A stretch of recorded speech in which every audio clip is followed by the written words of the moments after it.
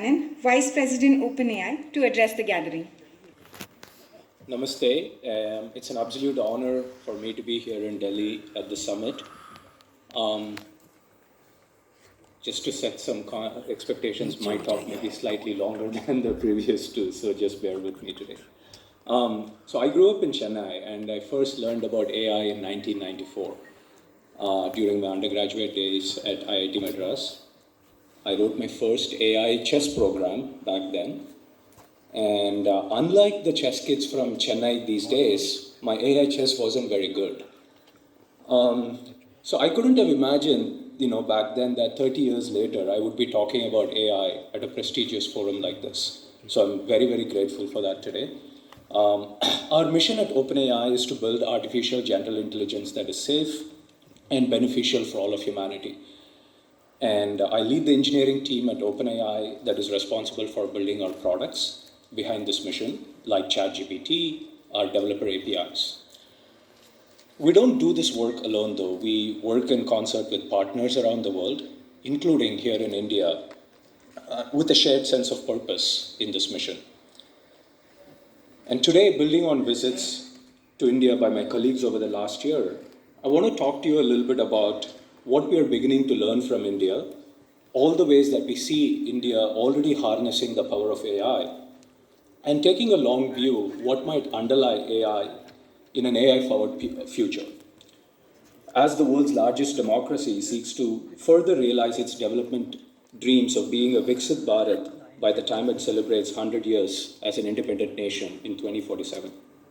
But first, I want to thank the organizers of the Global India AI Summit and the Global Partnership for Artificial Intelligence for having me here. And I also want to thank in particular the Government of India's Ministry of Electronics and Information Technology for its global leadership on AI and for the very inspiring India AI mission that you now steer. And today's not our company's first effort to learn from India. Our CEO, Sam Altman, visited about a year ago. Our global VP of Global Affairs, Anna Makanjus, talked at the GPAI last December. I did a developer summit in Bangalore in January, and our Chief Strategy Officer, Jason Kwan, visited the Economic Times Global Business Summit this past February. So we have been developing a growing habit of sorts on our leadership team to keep up with and stay close and to keep learning from India. And we're keeping in India in mind in whatever important decisions that we are making. I'll start a little bit by why is AI exciting now?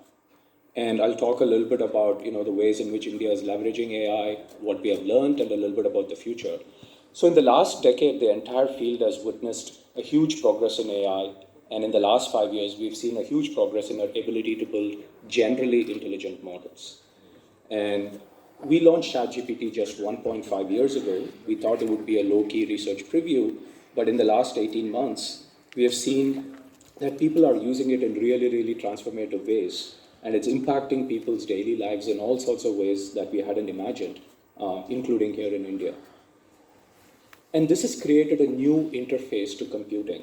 It's a natural way to engage with technology that is conversational, and we are using that to getting things done. And what this shows is that when you have generally intelligent systems, people are able to put them to use in lots of different applications. And providing expertise at scale is one of the most important challenges for society. And so we are seeing AI being used in lots of new industries across the world and in here in India as well. So how is India harnessing AI in 2024? I'll share a few broad themes here. First, AI has already added speed and dynamism to the already dynamic entrepreneurial ecosystem in India. Entrepreneurs understand market gaps, they are building innovative products, and tools like ChatGPT are helping them accelerate this in completely new ways. We're reducing the cost of intelligence, we're enabling developers to write code, and we are helping them create completely conversational and natural interfaces to computing. And I think this is helping people being a lot more productive and opening up opportunities for higher level problem solving. And so this journey from focusing on tasks and jobs to bold startups and national missions is really inspiring.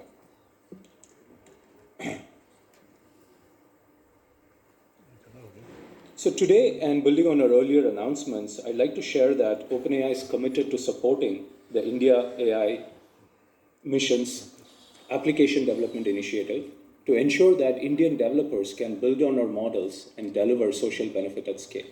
And we really look forward to continuing the conversation with the ministry and gauging where we might be able to add the most value. So let's look at a few concrete use cases of AI in India. In agriculture, AI is making it possible to provide more support to farmers in rural communities.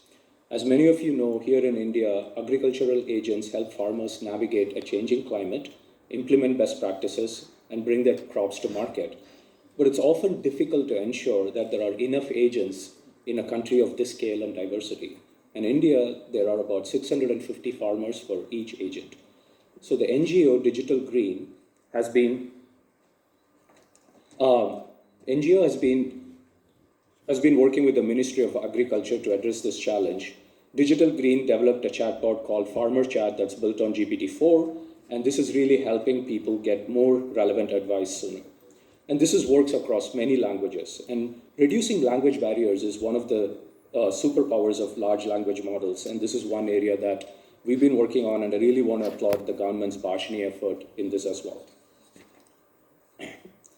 A couple of others, healthcare, there's great amount of work happening here.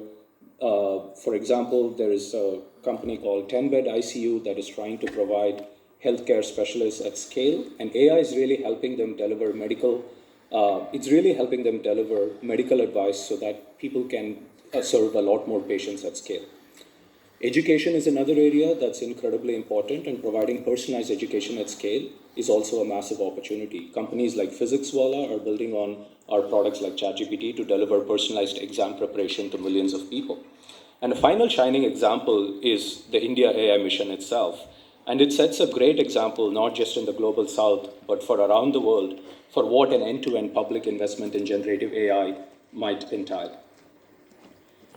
I want to just say a few things. We have learned a lot about India. So we have learned that we have reduced costs, which is a great feedback we got from developers.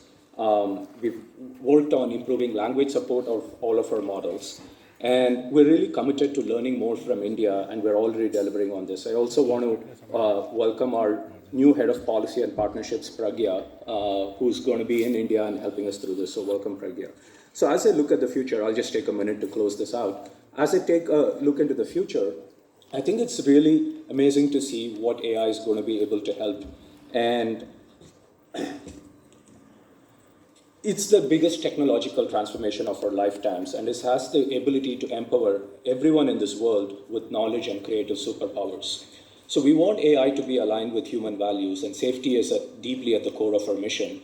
And we want to maximize its benefits while reducing the harms. And to do this well, we have a great opportunity to build new institutions that glide global norms, establish international order and cooperation, much like how the world came together in the last century on many areas like finance, health, and environment. So India has a unique approach to making this technology beneficial for people through initiatives like the digital public infrastructure, which has created transformative services like UPI. And Ascendant India has an essential leading role to play in the development of these institutions, and leading the beneficial adoption of AI is Viksit Bharat too. And thank you, and Jai Hind.